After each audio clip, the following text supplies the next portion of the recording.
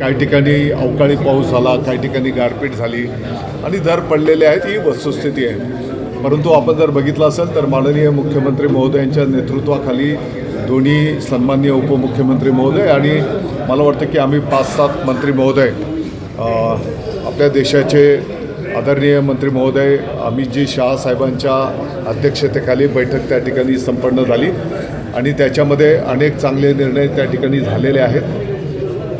जिथपर्यंत माझी माहिती आहे तर त्या बैठकीचा निर्णय झाल्याच्यानंतर काही प्रमाणात त्या दरामध्ये सुधारणा झाली आणि आता थेट जेव्हा नाफेड आणि NCCFच्या माध्यमातून बाजारात ज्या बाजार समित्या आहेत त्या बाजार समितींच्या माध्यमातून थेट शेतकऱ्यांकडनं खरेदी करावी असे आदेश केंद्राने त्या ठिकाणी दिलेले असल्यामुळे ती खरेदी सुरू झाल्याच्यानंतर मला विश्वास आहे की आणखी कांद्याच्या दरामध्ये सुधारणा होईल.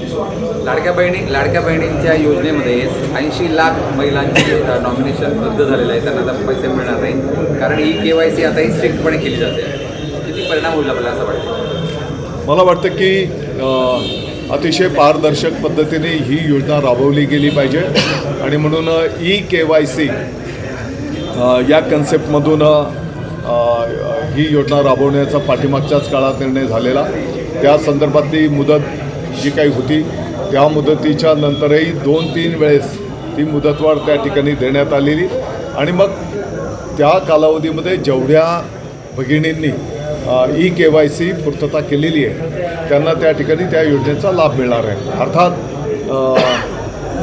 आणखी डिटेलमध्ये माहिती घेऊन मला वाटतं की कदाचित परत मुदत वाढवण्याची आवश्यकता आहे का या संदर्भामध्ये माहिती घेऊन त्या ठिकाणी आम्ही वरिष्ठ पातळीवर पाठपुरावा करतो. थँक्यू. त्यांना हे सुद्धा शिवसेनेचे जबाबदार नेते आहेत आणि आम्ही सर्वजण सोबत आहोत. होऊ शकतं की काही कामाच्या निमित्ताने ते बाहेर असतील, परंतु असा कुठलाही किंतु परंतु आमच्यामध्ये नाही. दादा हे लाडक्या बहिणींच्या हिंदीमध्ये दोन मिनिट हिंदीमध्ये सुनील भाऊ क्या कहेंगे आज महायुति के विधान परिषद के उम्मीदवार के नरेंद्र जी दराड़े इनका फॉर्म दाखिल किया है और नासिक जोन से महायुति के उम्मीदवार नरेंद्र जी दराड़े रहेंगे.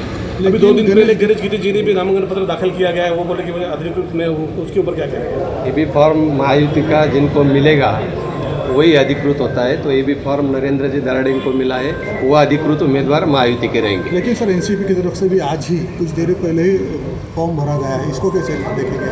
अभी माघारी के लिए 4 तारीख है, महायुति करके हम सब लड़ने वाले हैं, जो होगा आगे आगे देख लो आप.